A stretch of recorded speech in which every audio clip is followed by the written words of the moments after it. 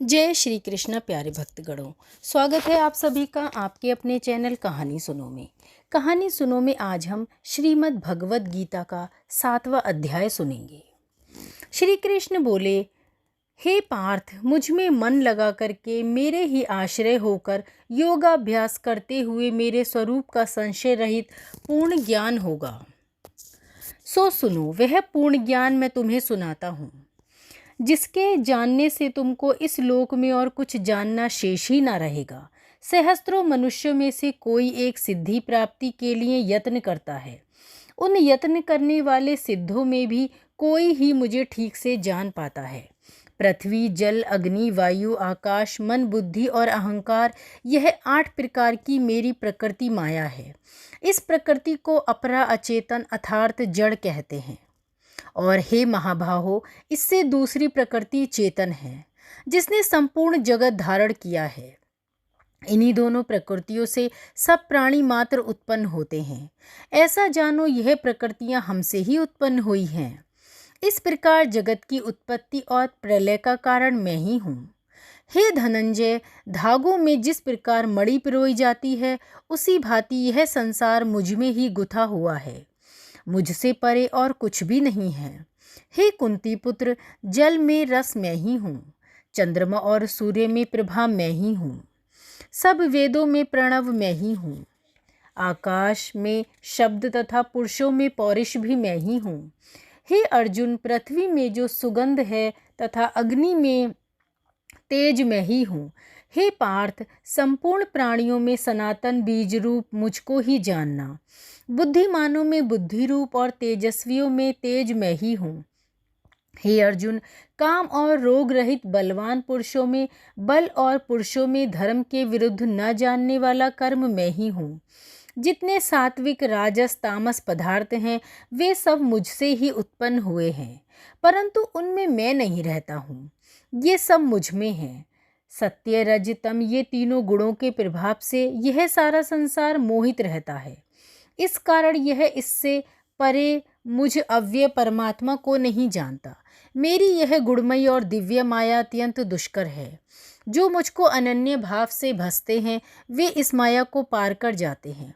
जो पापी, मूढ़, नराधम माया ने जिनका ज्ञान हर लिया है और आसुरी भाव ग्रहण किए हुए हैं, मुझको नहीं पाते हैं। हे भारत श्रेष्ठ अर्जुन, 4 प्रकार के जीव मुझको भजते हैं: दुखिया, जिज्ञासु, ऐश्वर्य की कामना करने वाले और ज्ञानी।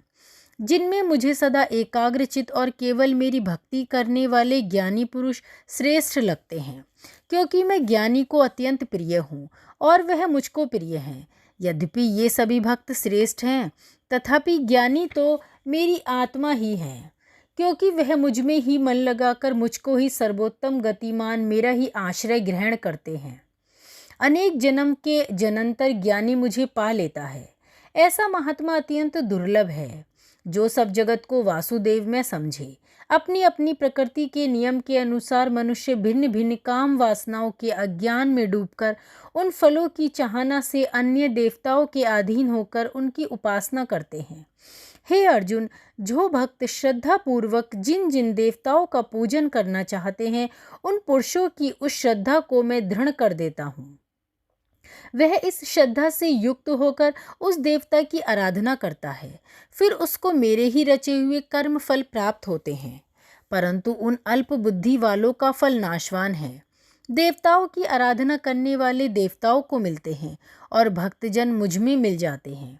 मेरे अव्यय अविनाशी अति उत्तम स्वरूप को न जानकर मंदबुद्धि लोग मुझे अव्यक्त को व्यक्त देहधारी मानते हैं। मैं योग माया से आच्छादित होने के कारण सबको नहीं दिखता हूँ। उसी से मूढ़ लोग अनादि तथा अविनाशी मुझको नहीं जानते। हे अर्जुन, मैं भूत, भविष्य और वर्तमान के सब प्राणियों को जानता हूँ, पर मुझे कोई भी नहीं जानता। हे भारत, हे परंतप, इच्छा और द्वेष से उत्पन्न होने वाले सुख दुख आदि द्वंद्वों के मोह से जगत के सभी प्राणी भ्रम में फंस जाते हैं। जिन पुण्यात्माओं के पाप नष्ट हो गए हैं, वह पुरुष द्वंद्व के मोह से छूटकर दृढ़ निश्चय करके मेरी भक्ति करते हैं। जो मेरा आश्रय लेकर जन्म मरण के दुख दूर करने के अर्थ प्रयत्न करते हैं। हे पुरुष, ब्रह्मा आत्मज्ञान और संपूर्ण ज्ञान को जानते हैं। जो अधिभूत, अधिदेव और अधियज्ञ इन सब में व्यापक मुझे ज्ञान जान पाते हैं, वे समाधिस्थ पुरुष मरण काल में मुझको जानते हैं।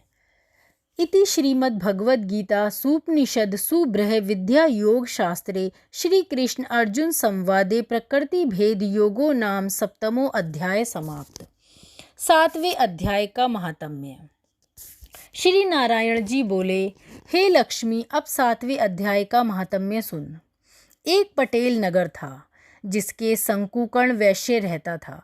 वह व्यापार करने को नगर के बाहर कहीं परदेश को जा रहा था। रास्ते में शंकुकर्ण को एक सांप ने डस लिया, जिससे वह मर गया। तब उसके साथी दाह क्रिया करके आगे को सिधारे।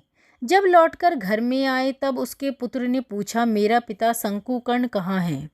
तब उन व्यापारियों ने कहा, तेरे पिता को सर्प ने डस लिया, सो वह मर गया और यह पदार्थ तेरे पिता का है, सो तू इसे ले ले। पुत्र ने कहा, जिस सर्प ने मेरे पिता को काटा है मैं उसको मारूंगा।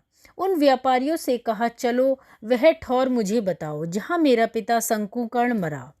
व्यापारियों ने वहाँ ले जा खड़ा किया। देखा तो वहाँ एक वामी है, जिसे वह कुदीले से खोदने लगा। जब छेद बड़ा हुआ तो वहाँ से एक सर्प निकला। सर्प बोला, तू कौन है? मेरा घर क्यों खोदता है? उस बालक ने कहा, मैं शंकुकर्ण का पुत्र हूँ। जिस सर्प ने मेरे पिता को मारा है मैं उसको मारूंगा। तब सर्प ने कहा, हे पुत्र, मैं तेरा पिता हूँ। तू मुझे इस अधम देह से छुड़ा और मुझे मत मार। यह मेरा पूर्व जन्म का कर्म था, सो मैंने भोगा। तब पुत्र ने कहा, हे पिता, कोई यत्न बताओ जिससे तुम्हारा उद्धार हो। तब उस सर्प ने कहा, हे पुत्र, किसी गीता पाठी ब्राह्मण को घर में भोजन कराओ और उसकी सेवा करो, तो उसके आशीर्वाद से मेरा कल्याण होगा। तब उस बालक ने अपने घर पर उस नगर में जितने गीता का पाठ करने वाले थे उन सबको बुलाकर श्री गीता जी के 7वें अध्याय का पाठ कराया और उनको भोजन करवाया। तब उस ब्राह्मण ने आशीर्वाद दिया। तब तत्काल वह अधम देह से छूटकर देव देही पाकर विमान पर चढ़कर आकाश मार्ग को जाता हुआ अपने पुत्र को धन्य धन्य कहता हुआ बैकुंठ धाम को प्राप्त हुआ। बोलो श्रीमद् भगवद गीता की जय।